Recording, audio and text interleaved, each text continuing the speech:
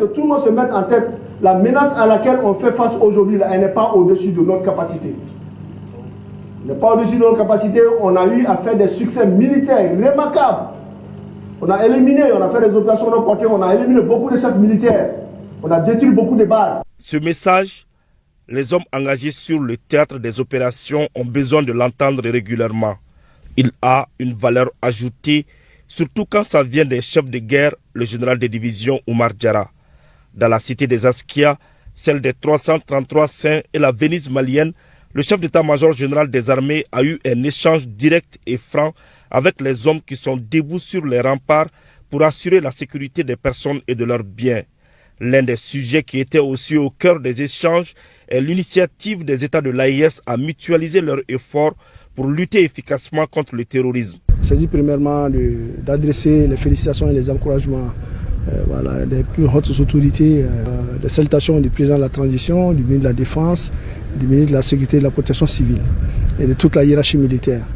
Et les encourager pour tous les efforts qui ont été fournis ici depuis longtemps et dont le couronnement a été le 14 novembre passé. Le retour des forces armées maliennes dans la localité de Kidal et s'en est suivi le redéploiement de nos forces dans d'autres localités. Donc c'est pour les féliciter par rapport à ça. Et puis deuxièmement, partager des informations relatives à l'actualité. L'actualité aujourd'hui, nous venons d'une réunion des chefs d'état-major des pays de l'AES, le Burkina, le Mali et le Niger, partager certaines informations avec eux. Des informations d'intérêt national et puis d'intérêt sous-régional et puis internationaux.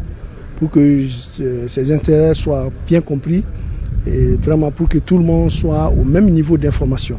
La discipline et la force des armées rappellent le général Diarra. Il a aussi invité les militaires à la vigilance et à la rigueur, surtout quand il s'agit de l'utilisation des réseaux sociaux. Troisième point, c'est de prodiguer des conseils pour la suite de la mission, les perspectives et parler un peu de tout ce qui est attendu d'eux.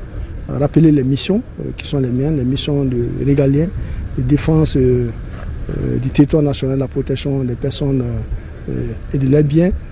Prodiguer aussi des conseils par rapport aux questions de discipline, aux questions de discipline dont chacun doit s'approprier. Il s'agit même de l'image des forces armées maliennes. Nous sommes en train de prôner le professionnalisme et à chaque fois peut-être des insuffisances qu'il faut relever et qu'il faut porter à la connaissance de tout le monde.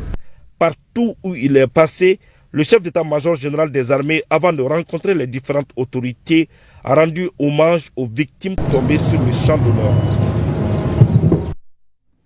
En image, la cérémonie de passation de commandement entre le commandant du 52e régiment d'infanterie motorisée au camp Fort Cheikh Sidi Bekaï de Tombouctou, c'est le commandant Ali Sofara qui dirige désormais ce régiment en remplacement du commandant Yoro Maïga. La cérémonie était présidée par le colonel Sidou Nyangandou, commandant de la 5e région militaire. Après la remise officielle de l'étendard, le nouveau commandant a eu droit à un défilé militaire de 2 compagnies du 10 régiment.